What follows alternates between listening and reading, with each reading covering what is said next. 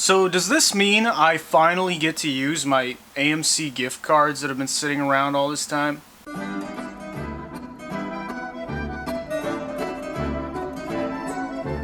I'm only gonna say it once, and many will disagree.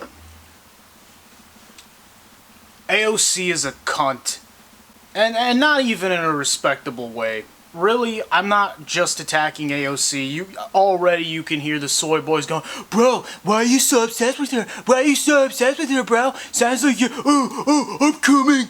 Bro, first of all, AOC, she ain't all that. I mean, she's got a rack, but she sounds like a 14-year-old girl. Okay, you can have that lolly shit. Not for me, thanks. I like grown-ass women. But apparently a lot of so-called leftists who used to be for things like Medicare for all and universal tuition and shit like that, yeah, not a peep on that ever since Bowden got into office. Y'all literally trusted a bitch named Cortez and thought she was a socialist. Cortez? Like the gold treasure hunter or whatever the she's literally a gold digger in name. They're trying to assassinate me. I'm AOC. They're trying to assassinate me.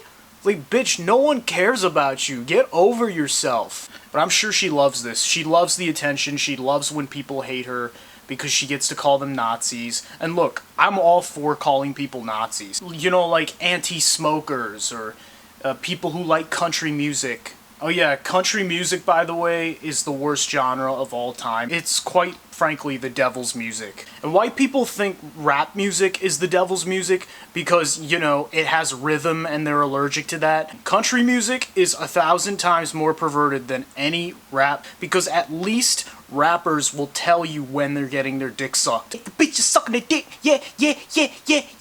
We come at you with the stick. But in country music, for some reason, they feel the need to kind of censor their dirtiness and cloak it in metaphors and double entendre because Phil from Raytheon needs something to drink himself into a coma to while he's fantasizing about his pubescent daughter. Every country song is the exact same. It's like, look at Sally, she loves to party. She opened up the Michelin and she squirted all over me. And white people be like, yeah, this is family friendly. And like, dude, he's singing about coke and trannies.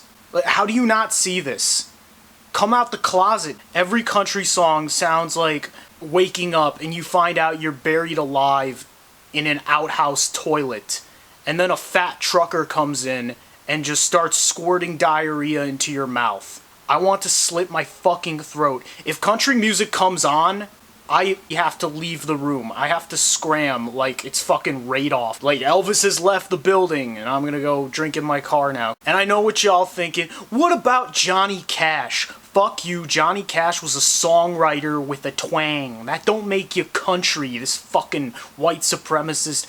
We ought to send them all back to Africa. We ought to send them all back to Africa. They ought to get the hell out of America and leave the white man alone. Filth. I dare country stations to play Johnny Cash. It was like, oh, this is kind of dark, bro. This is kind of depressing, bro. I can't pop a Budweiser and finger underage girls to this. Stonks.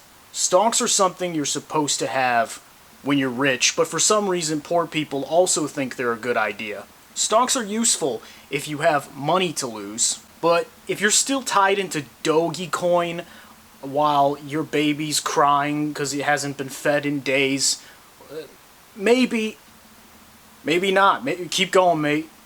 We're starting to see what the market can do. And most people who saw the whole Robinhood scandal and how they were basically selling people stocks for them without their permission, which should be criminal.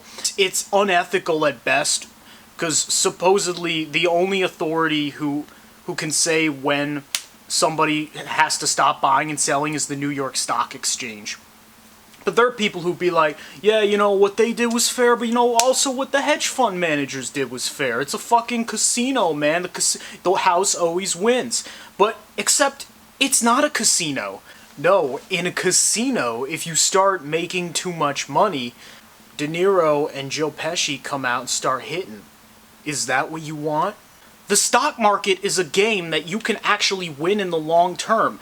Warren Buffett just had to like, oh, I like drinking Coca-Cola all day. I don't know what it is. And it just stacks up like Tetris. I'm like, bro, like, how did you do that? Oh, you were lucky. You were lucky to live in like a great time where there was actually like a social safety net of some sort, and we actually taxed the rich on their earnings. Yes. Remember then when you were around? Oh, okay. No, you worked hard. I get it. You worked fucking hard. But maybe there's a couple other factors at play here. Look at me. Dude, the guy on fucking CNBC, what's his face? The indecency. How dare they, the plebs play the same dirty tricks that we did.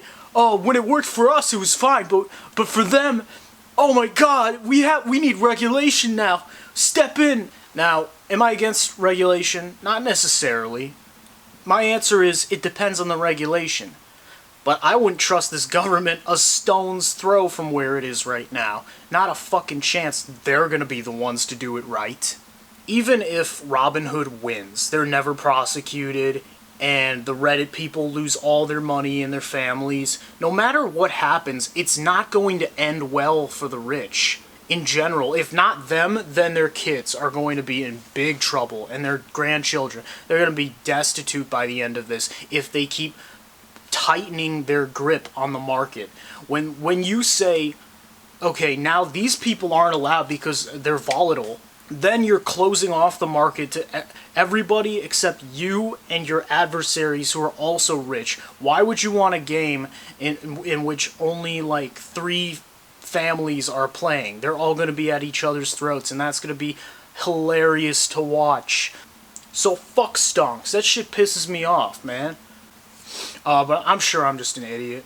I'm going to try and keep doing these at a regular pace because I want to get back on stage, and I do have to practice, but there's really no means of practicing until I actually get on stage. Like, comedians like to do, oh, dude, we're going to do this Zoom. The Zoom chat.